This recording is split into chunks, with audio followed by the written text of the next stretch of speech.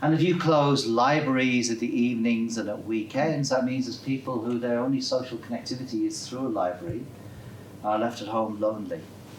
1 million people in this country don't speak to somebody from one end of the week to the next. So the consequences are felt with us because they go somewhere and often they come to us. If you are a woman, you can expect to live to the age of 83, and if you're a man, you expect to live to the age of 78. But if you're a 75-year-old man or an 80-year-old woman, all you have is 1,000 days.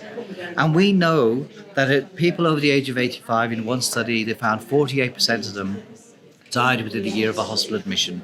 And 30% of medically admitted patients die within a year.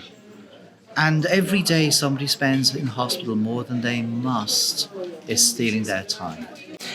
We've got lots of things that we can do here at Rotherham.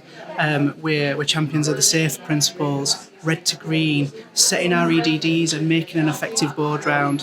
So the things that Brian has said here today shows that we're doing the right things and we want to continue on this journey. We've got lots of positive colleagues and we just need to keep the momentum going.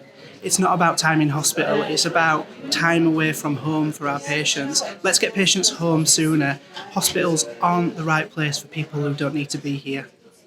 Reducing length of stay is actually to do about giving people back time. Instead of thinking about how long they're in hospital, it's about thinking about how long they're away from their home. Instead of thinking about preventing falls, maybe we should think about safer mobility to encourage people to get up, to meet their friends in Costas downstairs rather than by the bed, to get them dressed so they feel they've got their dignity, their humanity, their sense of self back.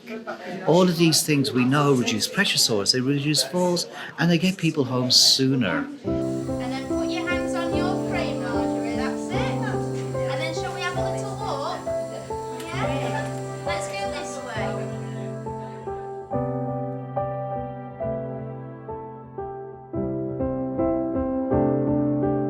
I'd finish this with a question for everyone to reflect on, and it's this. If you had 1,000 days left to live, how many would you choose to spend in hospital?